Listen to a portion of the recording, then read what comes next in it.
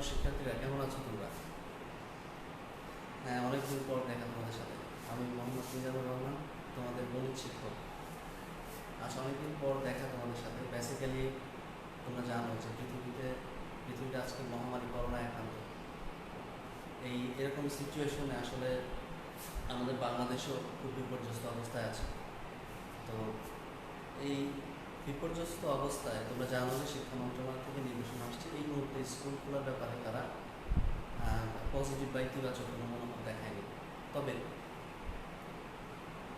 আমরা বিভিন্ন school online ক্লাসের মাধ্যমে, তোমরা জানো অনলাইন ক্লাসের মাধ্যমে স্টুডেন্টদেরকে পড়ানোর ব্যবস্থা করা হয়েছে। আমাদের স্কুলের প্রধান শিক্ষক জনাব আব্দুল লতিফ হলদার স্যার তার নিজ উদ্যোগে আমাদের স্কুল থেকে অনলাইন ক্লাস শুরু হচ্ছে আজকে থেকে। তো আজকে অনলাইন ক্লাসের শুরুটা আমরা আজকে গণিত বিষয়ে শুরু করতে চাচ্ছি।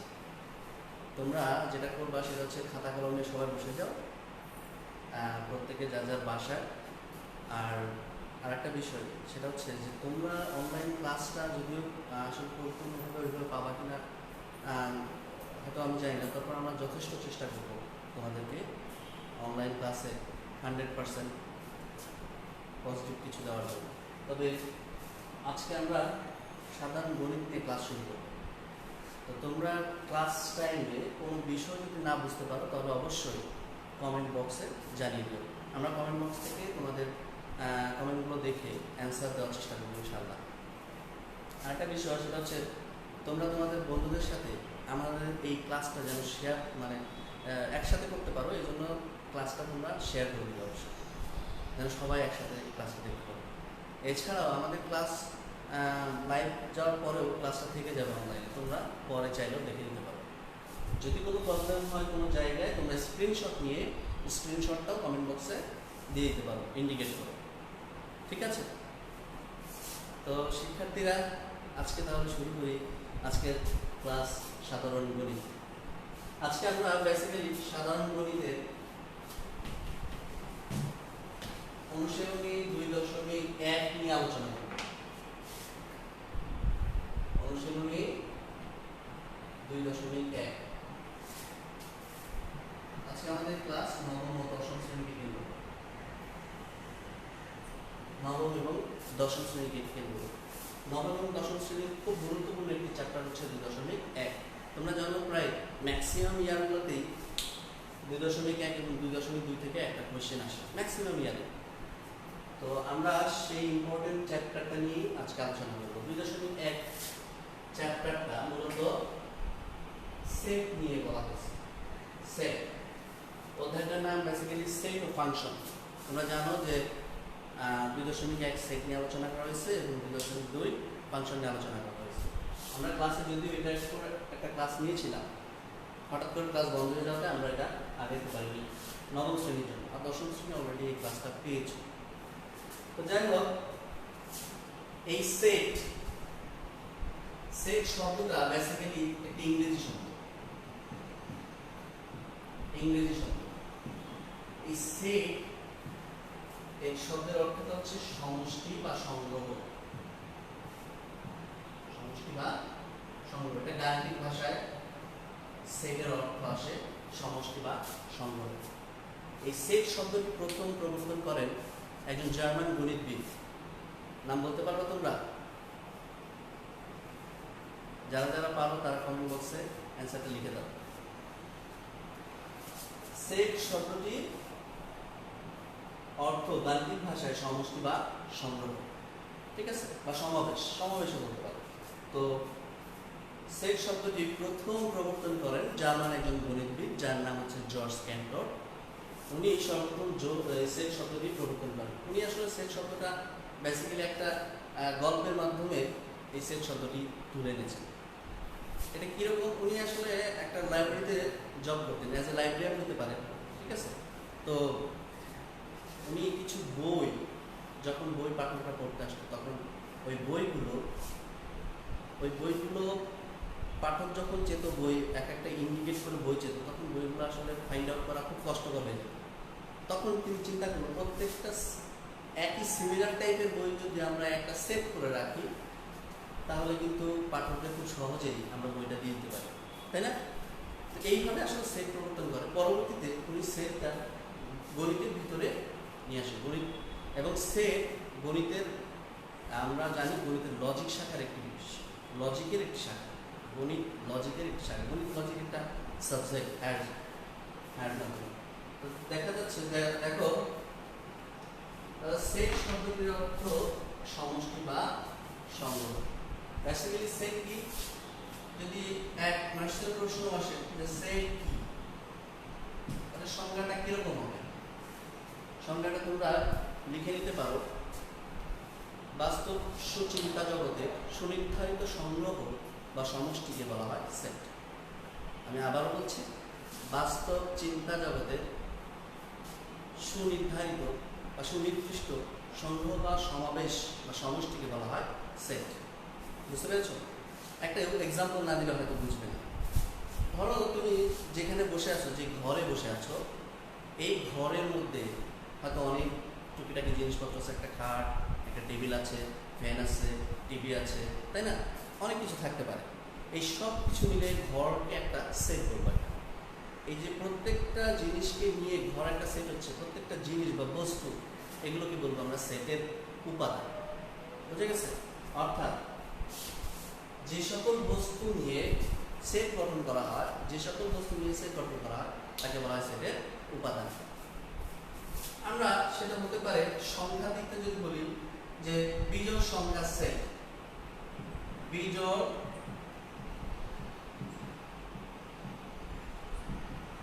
সংখ্যার সেট। তোমরা লেখা না বুঝতে পারলে অবশ্যই আমাকে বলবে, কমেন্টে জানাবে, আমি কমেন্টগুলো দেখে নিতে কমেন্ট করে।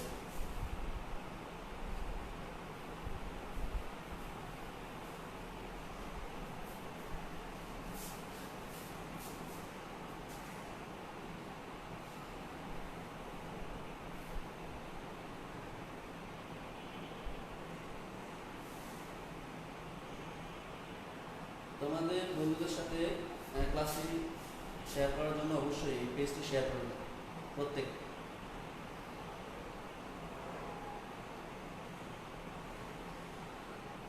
পেজটি শেয়ার করে দাও।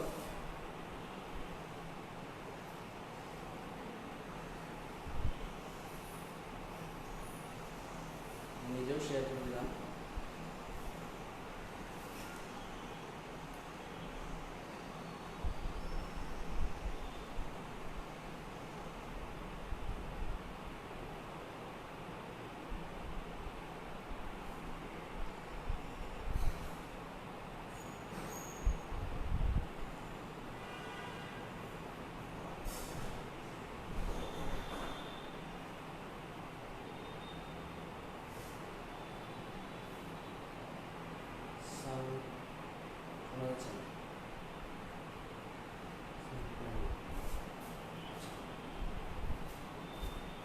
সাউন্ডটা ক্লিয়ার না? না, আচ্ছা, একটা মিনিট।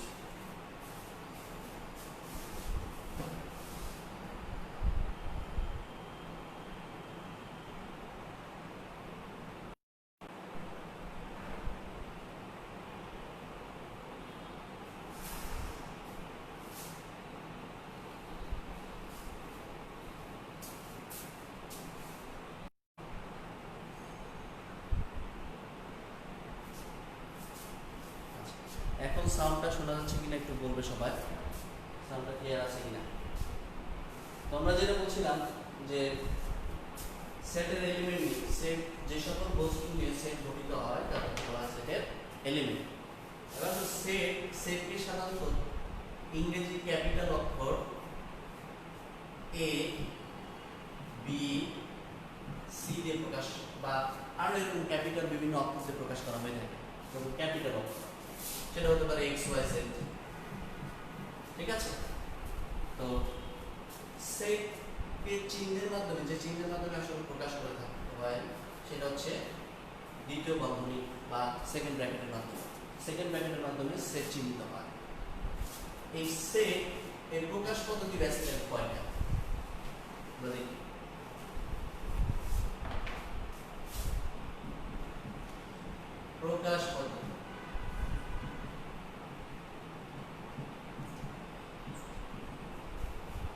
সেটের প্রকাশ পদ্ধতি সম্পর্কে যদি বলি, তোমাদের পাঠ্য বইয়ে সেটের প্রকাশ পদ্ধতি দুইটা ধরনের দেওয়া আছে, দুইটা সেট প্রকাশ পদ্ধতি দেওয়া আছে, দুটি। নাম্বার 1 তালিকা পদ্ধতি, তালিকা পদ্ধতি বা রোস্টার মেথড বা ট্যাবুলার মেথড। আরেকটি পদ্ধতি আছে যেটার নাম সেট গঠন পদ্ধতি, সেট গঠন পদ্ধতি বা সেট বিল্ডার মেথড। সেট তালিকা পদ্ধতি, এই দুইটা পদ্ধতিতে দিয়ে প্রকাশ করা হয়। ধরো এই একটি সেট যার এলিমেন্ট বা উপাদান আমরা লিখতে পারি 1 3 7 9। এই সেটের মধ্যে 4টা উপাদান আছে, আমরা 4টা উপাদান কি কি উপাদান আছে সেটা দেখতে পাচ্ছি। ইভেন আমরা এই 4টা উপাদান গণনা করতে পারছি যে এখানে 4টা উপাদান আছে। এই পদ্ধতিটা হচ্ছে তালিকা পদ্ধতি। আরেকটি পদ্ধতি আছে যেটাকে বলা হয় সেট গঠন পদ্ধতি বা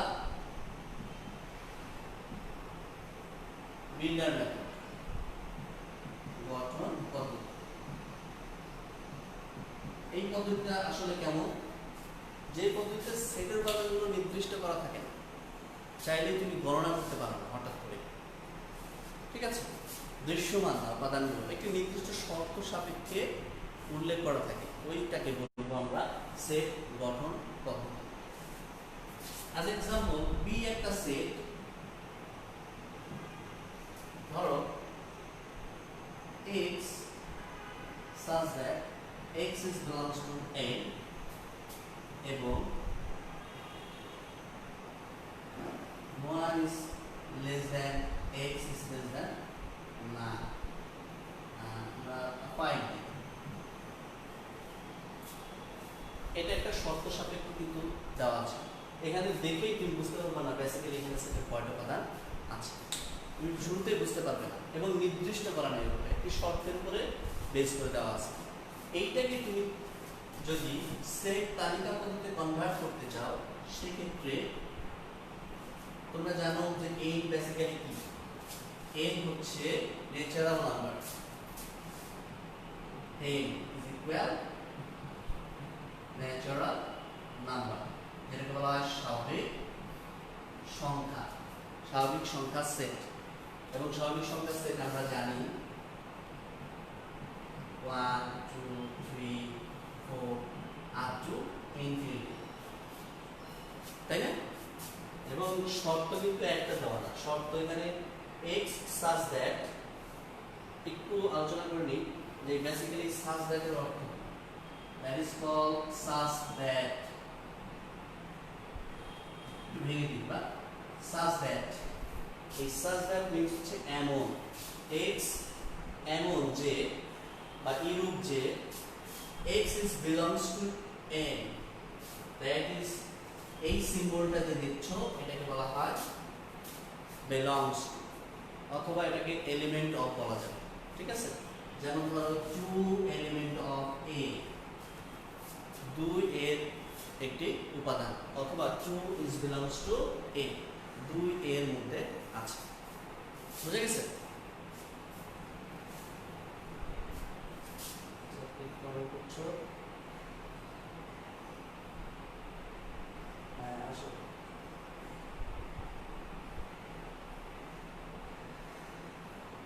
এখন সাউন্ডটা ক্লিয়ার আছে কিনা একটু কমেন্ট বক্সে জানিয়ে দাও, সাউন্ডটা ক্লিয়ার আছে কিনা।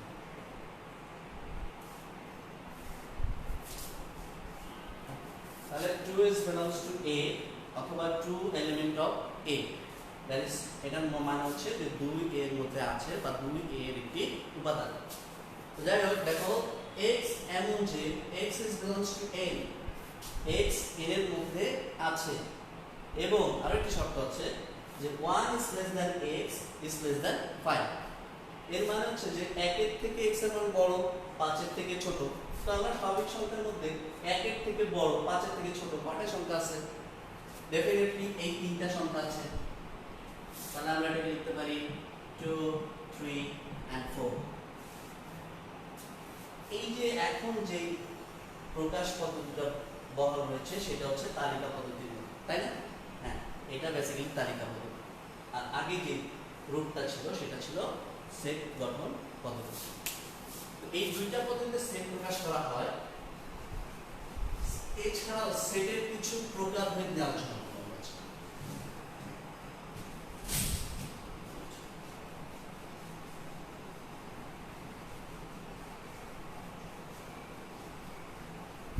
আজকে যেহেতু অনলাইন প্রথম ক্লাস, একটু সমস্যা হবে হয়তো। আমরা একটা দুইটা ক্লাস করলে বুঝতে পারবো কার কি সমস্যা। আমরা চেষ্টা করবো ওই সমস্যার সমাধান করে পরবর্তী ক্লাসের কার্যক্রমগুলো চালিয়ে যাওয়া। তো আমরা সেটের প্রকারভেদ নিয়ে একটু আলোচনা করব। সেটের প্রকারভেদ।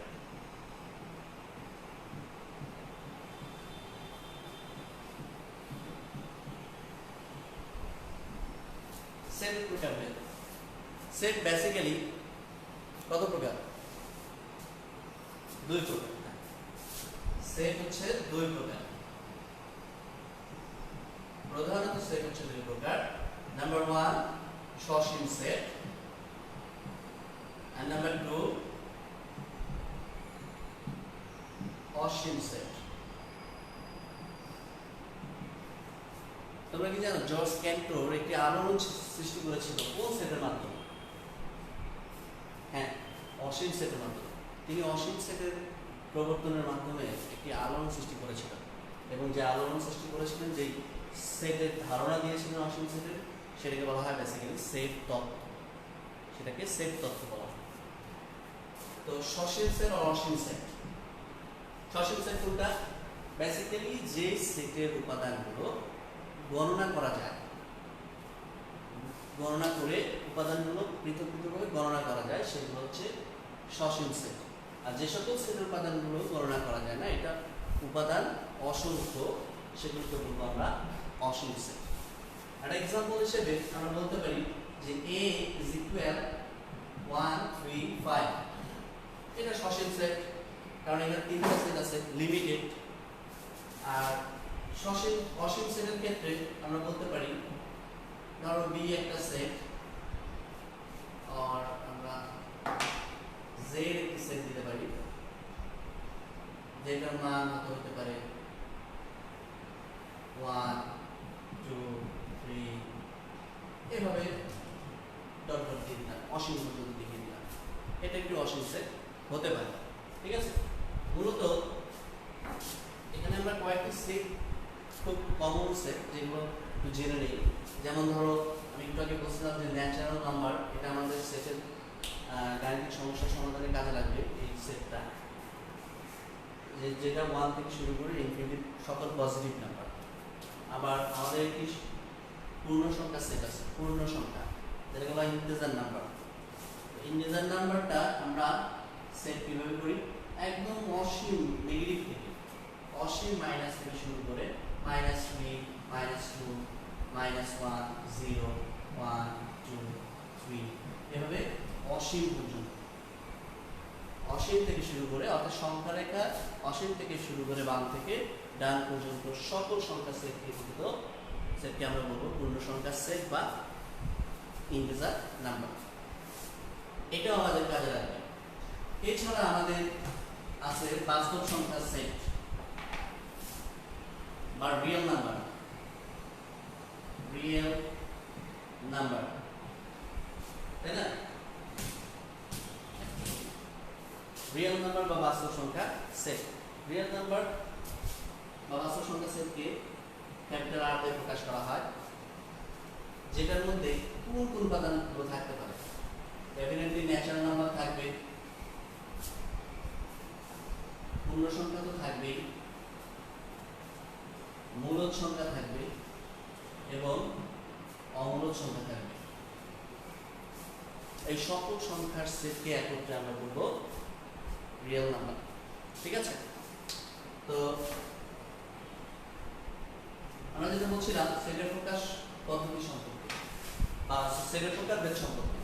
সেটকে দুইটা ভাগে ভাগ করা হয়েছে, একটা অসীম সসীম সেট আর একটা হচ্ছে অসীম সেট। তো এরপরে আমরা সেটের কিছু বিষয়বস্তু নিয়ে আলোচনা করব। সেটের কিছু ধর্ম সম্পর্কে আলোচনা করব।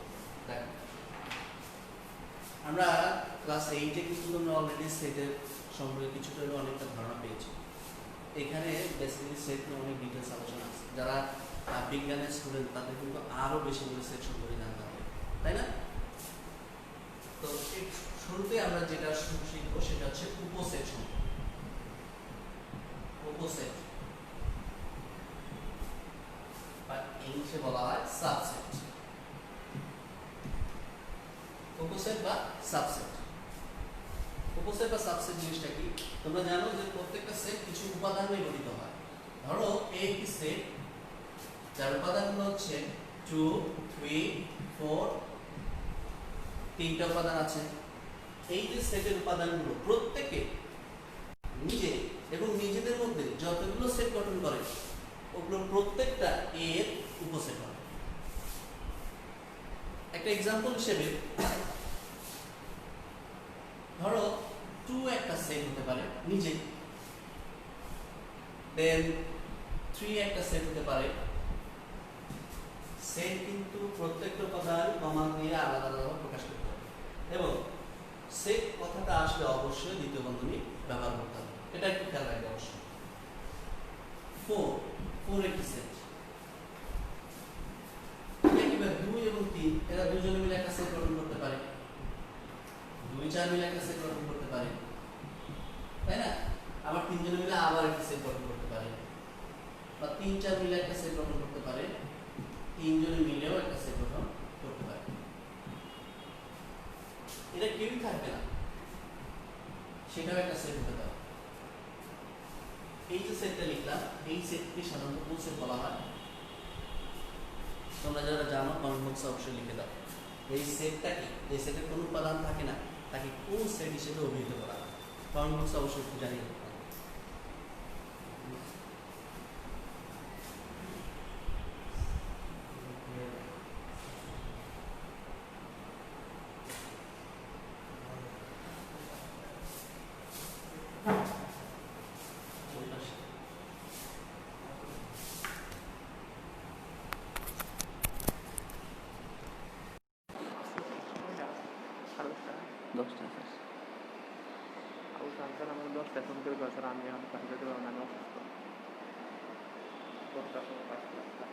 তাহলে পরের ক্লাসটা নিয়ে নিতে হবে।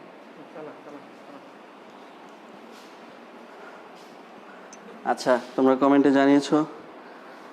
যাই হোক, তো এখন সাউন্ডটা ক্লিয়ার আছে কিনা একটু বলবা।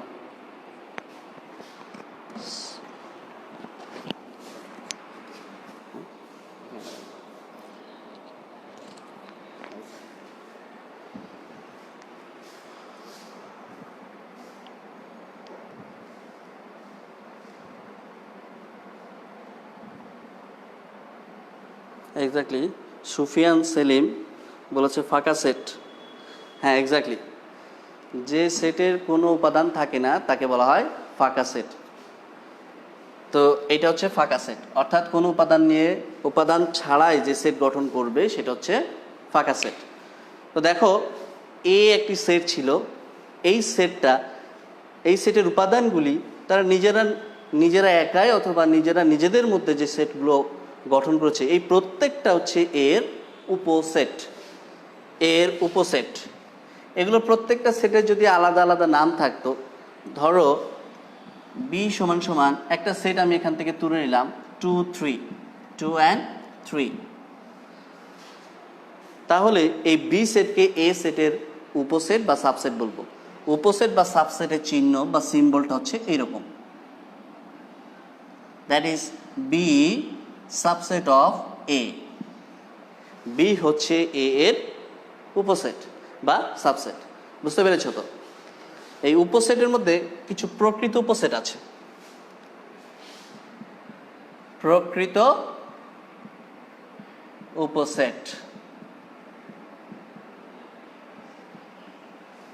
উপসেটটা কি?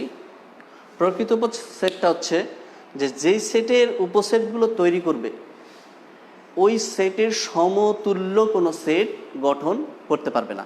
অর্থাৎ এ সেটের সমতুল্য বা সমতা সেট যেটাকে বলা হয়, এই সমতা সেট দেখো একটু খেয়াল করে এইখানে আছে। এই সমতা সেট ব্যতীত যে উপাদানগুলো অন্যান্য উপসেট যেগুলো থাকবে তারা সকলেই এ সেটের প্রকৃত উপসেট। দ্যাট ইজ এ সেটের উপসেট সংখ্যা যদি 8টা হয়ে থাকে তাহলে প্রকৃত উপসেট হবে 7টা। বুঝতে পেরেছো তোমরা? ওকে, আমরা নেক্সট স্টেপে যাই। আমরা এরপরে শিখব সার্বিক সেট সম্পর্কে।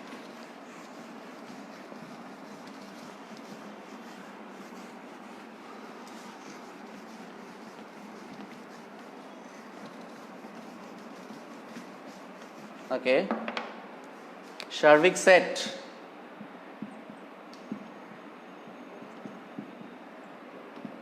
বা বলা হয় ইউনিভার্সাল সেট।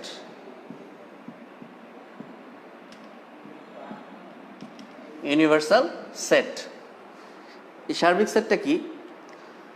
আলোচনায় সংশ্লিষ্ট যতগুলো উপসেট আছে তা যদি একটি সেটের উপসেট হয়, একটি সেটের, তাহলে প্রত্যেকটি উপসেটের সাপেক্ষে ওই যে একটি সেট, নির্দিষ্ট সেট, ওই নির্দিষ্ট সেটকে বলবো আমরা সার্বিক সেট বা ইউনিভার্সাল সেট।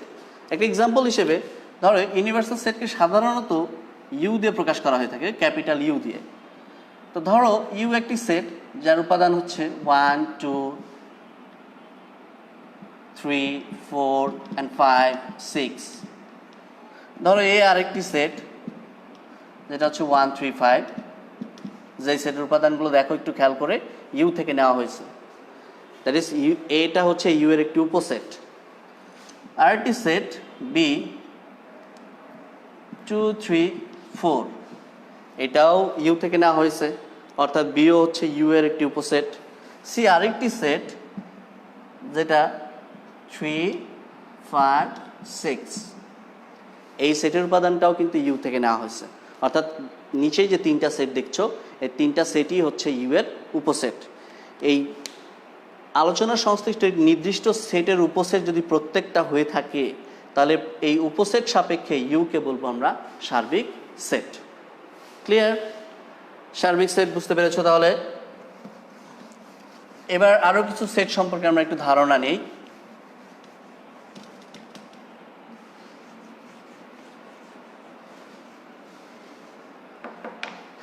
সেট সমতা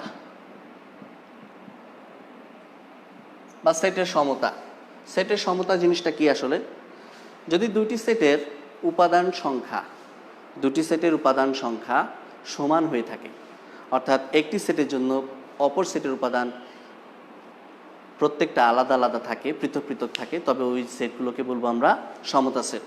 অ্যাজ এক্সাম্পল হিসেবে A set is equal 1 2 3 and B set is equal like মনে করো A B C। দেখো এ সেটের 3টা উপাদান, বি সেটেরও 3টা উপাদান, 1 2 3, প্রত্যেকটার জন্য আলাদা আলাদা সেট কিন্তু পৃথক পৃথক করা আছে। সো এই দুইটা সেটকে বলবো আমরা সেটের সমতা বা সেট সমতা। ঠিক আছে? একটাই যদি বেশি থাকে তাহলে কিন্তু ওই সেটের সমতা থাকবে না। ঠিক আছে? সাধারণত সসীম সেট, একটা জিনিস মনে রাখবা যে সসীম সেট কখনো অসীম সেটের সমতা হয় না। এরপরে আমরা কিছু সেটের মৌলিক ধর্ম সম্পর্কে জানবো যেগুলো আমাদের গাণিতিক সমস্যা সমাধানে সাহায্য করবে। এর মধ্যে প্রথম যেটা, সেটাকে বলবো আমরা সংযোগ সেট। সংযোগ সেট, সংযোগ সেট কোনটা? বা ইউনিয়ন সেট বলতে পারো, ইউনিয়ন সেট। ধরো এ একটি সেট যার অর্থ হচ্ছে 2 3 4, বি অলসো আরেকটি সেট যেটা উপাদান হচ্ছে 3 4 5। দুইটা সেট লিখলাম, এই দুইটার মধ্যে যদি সংযোগ করি, সংযোগ সেট বা ইউনিয়ন সেটকে ইউনিয়ন চিহ্ন, এটাকে বলা হয় ইউনিয়ন চিহ্ন, ইউ এর মতো অনেকটা বা কাপের মতো দেখতে। এইটাকে আমরা এই দুইটা সেটকে এই ইউনিয়ন দ্বারা সম্পর্ক স্থাপন করব, অর্থাৎ সংযোগ করব। সেক্ষেত্রে ধর্মটা, বৈশিষ্ট্যটা কেমন হবে? 2 3 4 ইউনিয়ন 3 4 5 দুটি সেটের সকল উপাদান নিয়ে, দুটি সেটের সকল কমন বা আনকমন সকল উপাদান নিয়ে গঠিত সেটকে বলবো আমরা সংযোগ সেট। অর্থাৎ এই দুইটা সেটের মধ্যে কমন আনকমন যতগুলো উপাদান আছে, কমন অথবা আনকমন সবগুলো উপাদানই এখানে আসবে। লাইক 2 3 4 5, এখানে কমন উপাদান ছিল 3 এবং 4, 3 4 3 4 তো অলরেডি আসছে এবং আনকমন 2 এবং 5ও আসছে। একটা কথা বলে নিই, সেটা হচ্ছে যে সেটের উপাদানগুলো তুমি যদি এলোমেলো করো ভিতরে কোনো সমস্যা হবে না, ঠিক আছে? তবে একই সেটের মধ্যে একই উপাদান 2 বা ততোধিকবার লেখা যাবে না, ঠিক আছে? ওটা একবারই নির্দেশ করবে, একটা উপাদানই নির্দেশ করবে। 2 বা ততোধিকবার থাকলেও ওটা একটি সেটই নির্দেশ করবে, একটি উপাদান, সরি। তো এটা গেল হচ্ছে সংযোগ সেট। সংযোগ সেট যেমন আছে তেমনি সেদো সেটও আছে। সেদো সেট বা ইন্টারসেকশন সেট,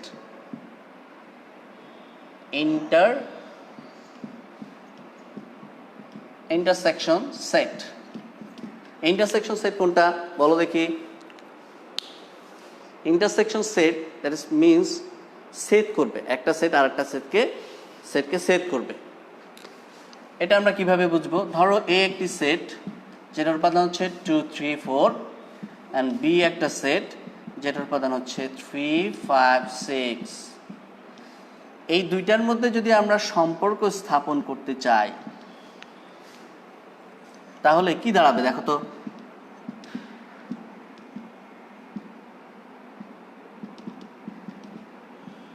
ইন্টারসেকশন সেটকে এই যে এই চিহ্নের মাধ্যমে প্রকাশ করা হয়ে থাকে, অনেকটা টুপির মতো বা এনের মতো বলতে পারো। ইন্টারসেকশন মিনস হচ্ছে দুইটা সেটের কমন উপাদান নিয়ে গঠিত সেটকে বলবো আমরা ইন্টারসেকশন সেট বা সেদো সেট, কমন উপাদান।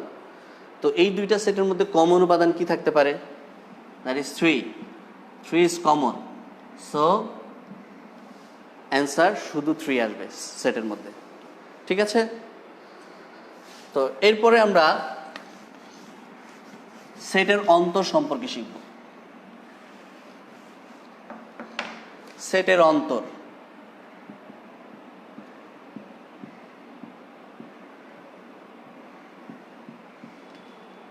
বা সেটের বিয়োগ, একটা সেট থেকে আরেকটা সেটকে বিয়োগ করলে রেজাল্টটা কি হতে পারে এবং এর রুলসটা কেমন এটা একটু দেখব। দেখো, এটাকে বলা হয় ডিফারেন্স সেট। ধরো এ একটি সেট যার এলিমেন্ট হচ্ছে 2 3 4 5, বি আরেকটি সেট যার এলিমেন্ট হচ্ছে 3 4 6। সেটের অন্তর বা বিয়োগ চিহ্ন তুমি চাইলে নর্মাল বিয়োগ দিয়েও প্রকাশ করতে পারো, আইদার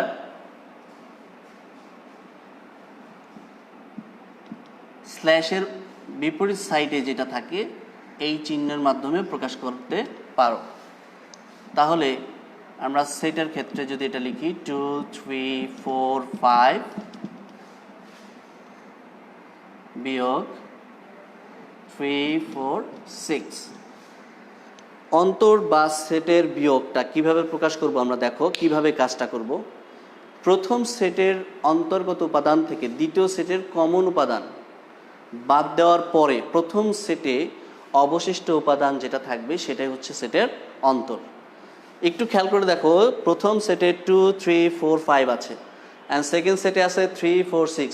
এই দুইটা সেটের মধ্যে কমন উপাদান কি আছে? অবশ্যই 3 এবং 4, তাই না? এখন এই 3 4 কমন উপাদান, এই কমন উপাদান বাদ দিলে প্রথম সেটের ভিতর থেকে অবশিষ্ট থাকে 2 and 5। এটাই হচ্ছে সেটের বিয়োগ।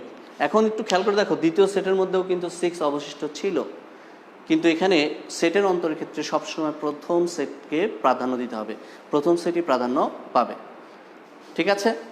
এটা হচ্ছে সেটের অন্তর। সেটের অন্তরটা যদি ভালো বুঝতে পারো তাহলে কিন্তু তোমরা পূরক সেট বা কমপ্লিমেন্টারি সেটটা খুব ভালোভাবে বুঝতে পারবে। কমপ্লিমেন্টারি সেট বা পূরক সেট। আমরা এখন ওইটা নিয়ে আলোচনা করি।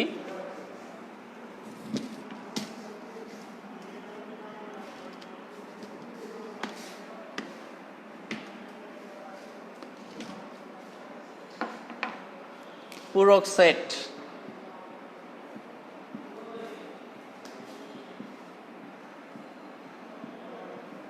পূরক সেট বা কমপ্লিমেন্টারি সেট। আজকে আমরা শুধু সেটের ধারণা এবং সেটের প্রাথমিক যে মৌলিক বিষয়গুলো এগুলো সম্পর্কে জানব। আমরা আগামী ক্লাসে সেট সম্পর্কিত যে গাণিতিক সমস্যাগুলো আছে সেগুলো আমরা সমাধান করব, সাথে সৃজনশীলও কিছু প্রশ্নের সমাধান করব ইনশাল্লাহ। তো তোমরা আবারও বলছি, যারা যারা অনলাইন ক্লাসে আছো তারা ক্লাসটি শেয়ার করে নাও। এটা কোন ক্লাস? আচ্ছা, এটা আমাদের নবম এবং দশম শ্রেণীর ক্লাস চলতেছে, ঠিক আছে? এটা নবম এবং দশম শ্রেণীর অনুশীলনী 2.1 সেট নিয়ে আমরা ক্লাস করছি, ঠিক আছে? তো দেখো, পূরক সেট। পূরক সেট কি? পূরক সেট হচ্ছে কোনো একটি সেটকে সার্বিক সেট থেকে বিয়োগ করলে বা বাদ দিলে অবশিষ্ট যে সেটটা থাকে সেটি হবে প্রদত্ত সেটের পূরক সেট। একটা এক্সাম্পল না দিলে বুঝবে না। এক্সাম্পলটা দেখো, খেয়াল করো। ধরো ইউ একটি সার্বিক সেট, যেটা হচ্ছে 2 3 4 1 2 3 4 5 6। আমি এ একটি সেট লিখলাম যার এলিমেন্ট দিলাম 3 5 6। খেয়াল করো, আমরা যদি এর কমপ্লিমেন্টারি সেট বের করতে চাই, এর কমপ্লিমেন্টারি সেটকে a to the power c বা a কমপ্লিমেন্টারি বা a প্রাইম দিয়েও প্রকাশ করা হয়ে থাকে। আমি বলেছি যে a কমপ্লিমেন্টারি সেট বা এর পূরক সেট বের করতে গেলে অবশ্যই সে সার্বিক সেট থেকে বাদ যাবে, that is u minus a। তাহলে u 1 2 3 4 5 6 বাদ দিব আমরা 3 5 6। বুঝতে পেরেছ? তাহলে 3 5 6 ইজ কমন আছে কোনটার সাথে? 3 5 6 কমন উপাদানগুলো অবশ্যই বাদ যাবে এবং প্রথম উপাদানে যেই এলিমেন্টগুলো থাকবে 1 2 4 সেই এলিমেন্টগুলাই হচ্ছে এ কমপ্লিমেন্টারির সেট। দেখো তাহলে এ কমপ্লিমেন্টারি সেটটা আসতেছে 1 2 4। বুঝতে পেরেছো তোমরা? আমরা আর একটা সেটের প্রকাশ পদ্ধতি সম্পর্কে আলোচনা করতে চেয়েছিলাম, যেটাকে ভেন চিত্র বলি। ভেন চিত্র। এর আগে আমরা একটু নিশ্ছেদ সেট সম্পর্কে একটু বলি। নিশ্ছেদ সেট। নিশ্ছেদ সেট আমরা একটু আগে ছেদ সেট পড়েছিলাম। দুটি সেটের কমন উপাদান নিয়ে গঠিত সেটকে বলি ছেদ সেট বা ইন্টারসেকশন সেট। আর নিশ্ছেদ সেটটা হবে দুটি সেটের মধ্যে যদি কোনো কমন উপাদান না থাকে, কোনো কমন উপাদান না থাকে, তবে সেই সেটকে বলবো আমরা নিশ্ছেদ সেট। ধরো এ একটি সেট যার এলিমেন্ট হচ্ছে 1 2, বি একটি সেট যার এলিমেন্ট হচ্ছে 3 4। খেয়াল করে দেখো, দুইটা সেটের মধ্যে কোনো কমন উপাদান নেই। আছে কি? কোনো কমন উপাদান নেই। A intersection B is equal ফাঁকা, ফাঁকা সেট। অর্থাৎ দুটি সেটের ইন্টারসেকশন সেটের উপাদান সংখ্যা যদি শূন্য হয়, উপাদান সংখ্যা শূন্য হবে, কোনো উপাদান থাকবে না, ওইটাকে বলবো আমরা নিশ্ছেদ সেট। এবার আসি আমরা ভেন চিত্র নিয়ে একটু আলোচনা করি। ভেন চিত্রটা আসলে কোথা থেকে আসলো? বিজ্ঞানী জন ভেন সেট সম্পর্কিত বিষয় যখন উনি আলোচনা বা সংশ্লিষ্টে বা উনি যখন এটা নিয়ে ঘাটাঘাটি করলো, তখন দেখলো যে সেটের উপাদানগুলোকে আরও কীভাবে সহজভাবে উপস্থাপন করা যায়। এই জন্য উনি কিছু চিত্রের মাধ্যমে, কয়েকটি চিত্রের মাধ্যমে, যেমন সেটা হতে পারে ত্রিভুজ আকার, হতে পারে আয়ত আকার, হতে পারে সার্কেল বা বৃত্ত আকার, এরকম কয়েকটি চিত্রের মাধ্যমে সেটকে প্রকাশ করেছেন। যেই চিত্র মাধ্যমে সেট প্রকাশিত হয়েছে সেটাকে বলি আমরা ভেন চিত্র। যে চিত্রের মাধ্যমে সেট প্রকাশিত হয় ওটাকে বলবো আমরা ভেন চিত্র। একটা এক্সাম্পল দেই। উনি সাধারণত আয়তাকার যে শেপটা, সেই শেপটা সার্বিক সেটের জন্য ব্যবহার করে থাকেন। আয়তাকার যে শেপটা সেটা সার্বিক সেটের জন্য ব্যবহার করে থাকেন। আর অভ্যন্তরীণ যে উপসেটগুলো সেটা এভাবে বৃত্ত আকারে প্রকাশ করে থাকেন। ক্লিয়ার? এখানে দুইটা বৃত্ত, দ্যাট ইজ দুইটা সেট। এই দুইটা সেটের মধ্যে যদি উপাদান 1 2 3 থাকে, তাহলে খেয়াল করে দেখো এ সেট অ্যান্ড বি সেট। এ সেটের মধ্যে 1 এবং 2 আছে, আর বি সেটের মধ্যে 2 এবং 3 আছে। এই দুইটা সেটের মধ্যে আবার কমন উপাদান হচ্ছে 2। তো কমন অঞ্চলটা খুব সহজেই ভেন চিত্রের মাধ্যমে আইডেন্টিফাই করা যায় এবং খুব সহজেই অ্যান্সারটা বের করা যায়। এবং তুমি যদি কমন আনকমন সবগুলো উপাদানও নিতে চাও, তাহলে 1 2 3 একবারে তুমি নিয়ে নিতে পারবে। এবং বাইরেও যদি একটা সেটের উপাদান থাকে ওই সেটটির, তাহলে সেটা বুঝতে হবে যে সার্বিক সেটের টোটাল উপাদান হচ্ছে 4টা, 1 2 3 4। বাট যেই দুইটা উপসেট আছে, একটির উপাদান হচ্ছে 2টি, আরেকটির উপাদানও 2টি। ক্লিয়ার? তো আমরা ভেন চিত্রের মাধ্যমেও সেটকে প্রকাশ করা যেতে পারে এবং গাণিতিক সমস্যার সমাধান করা যেতে পারে।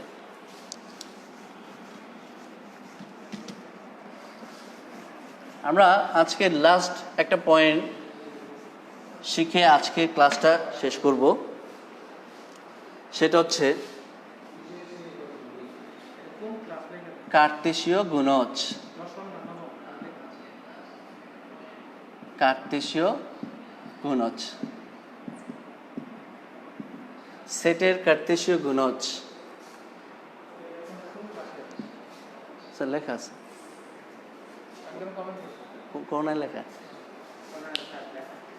আচ্ছা, কার্তেশীয় গুণজ, কার্তেশীয় গুণজ বা ক্রোমোজোড়। আর একটা বিষয় হচ্ছে ক্রোমোজোড়। ক্রোমোজোড় দুইটা বিষয় এখানে আমাদের। ক্রোমোজোড় জিনিসটা কি আসলে? কার্তেশীয় গুণজের সাথে ক্রোমোজোড়ের একটা সম্পর্ক রয়েছে, এবং কার্তেশীয় গুণজ এবং ক্রোমোজোড়টা যদি তোমরা ভালো মতো বুঝো, তাহলে তোমাদের ফাংশনটা বুঝতে খুব সুবিধা হবে। তোমরা জানো যে তোমাদের পরে যে চ্যাপ্টার 2.2 সেটা ফাংশন নিয়ে আলোচনা করা হয়েছে। তো কার্তেশীয় গুণজ কি দুটি সেটের মধ্যে, ধরো এ একটি সেট, বি আরেকটি সেট, এই দুটি সেটের মধ্যে একটি নির্দিষ্ট শর্ত সাপেক্ষে যে সম্পর্ক তৈরি হবে, দুটি সেটের মধ্যে একটি নির্দিষ্ট শর্ত সাপেক্ষে যে সম্পর্ক তৈরি হবে, উক্ত সম্পর্কে বেসিক্যালি বলা হয় অন্বয়। আমরা এটা পরের চ্যাপ্টারে পড়ব। তবে এই সম্পর্ক স্থাপনের ফলে যেই সেট গঠন করে, ওই সেট গঠনটাকে বলা হয়, উপাদানগুলোকে বলবো আমরা ক্রোমোজোড় আকারের উপাদান, এবং এই সম্পর্কটাকে বলবো কার্তেশীয় গুণজ। যার মাধ্যমে এই সম্পর্কটা তৈরি হচ্ছে সেটাকে বলবো আমরা কার্তেশীয় গুণজ। কার্তেশীয় গুণজটা বেসিক্যালি দুইটা সেটের মধ্যে ক্রস গুণের মাধ্যমে তৈরি হয়। কার্তেশীয় গুণজ সম্পর্কটা ক্রস গুণের মাধ্যমে তৈরি হয়ে থাকে। ধরো দুইটা সেট আছে, এ সেটের উপাদান 1 and 2 and বি সেটের উপাদান হচ্ছে এ and বি। এই দুইটা সেটের মধ্যে আমরা যদি একটি ক্রস গুণ বা কার্তেশীয় গুণজ তৈরি করি সম্পর্ক, তাহলে উপাদানগুলো ক্রোমোজোড় আকারে আসবে। প্রত্যেকটি উপাদান ক্রোমোজোড় আকারে আসবে। অর্থাৎ এই যে প্রথম সেটের উপাদানটা দেখছো, এই প্রথম সেটের উপাদান এই সেটের দুইটা উপাদানের সাথে সম্পর্ক স্থাপন করবে। যেমন 1 এর সাথে এ একটি সম্পর্ক স্থাপন করবে, 1 এর সাথে আবার বি একটি সম্পর্ক স্থাপন করবে।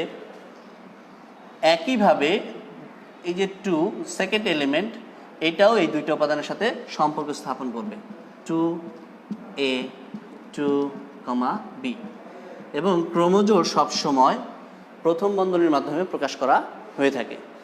এই পুরোটা একটি সেট। এই যে একটি সেট পেলাম ক্রোমোজোড় আকারে, যে সম্পর্কের মাধ্যমে পেলাম সেটাকে বলবো আমরা কার্তেশীয় গুণজ। তো তোমরা আজকে আমরা এতটুকু শেষ করব। আমরা এর পরের ক্লাসে, অর্থাৎ আগামী ক্লাসে সেটের গাণিতিক সমস্যাগুলো নিয়ে আলোচনা করব, এবং আমরা আজকে যে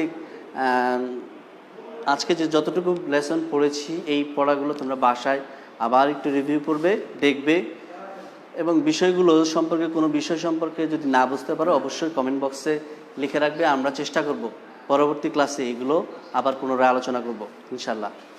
একটা বিষয় হচ্ছে, সেটা হচ্ছে তোমরা বাসায় থাকো, সচেতন নাগরিক হিসেবে আমাদের এই মুহূর্তে বাসায় থাকা উচিত প্রত্যেকেরই, এই মহামারী থেকে আসলে মুক্তি পাওয়ার জন্য। আর অবশ্যই আল্লাহর কাছে দোয়া করব যেন আমরা খুব দ্রুত এই বিপদ থেকে মুক্তি পেতে পারি। তো আজকের ক্লাসটা অবশ্যই বাসায় আবার পুনরায় রিভিউ করবে, আবার চেক করবে, এবং বাসায় আজকে যতগুলো টপিকস নিয়ে আলোচনা করা হয়েছে এগুলো প্রত্যেকেই নোট করে ফেলবে। ঠিক আছে? তো আজকের জন্য আমরা গণিত ক্লাসতে চলে যাচ্ছি। হয়তো আগামী নেক্সট তোমাদের ইংলিশ ক্লাস অথবা বাংলা ক্লাস হতে পারে। ঠিক আছে? তোমাদের শিডিউল তো দেওয়া আছে। ওকে, থ্যাংক ইউ। বন্ধু।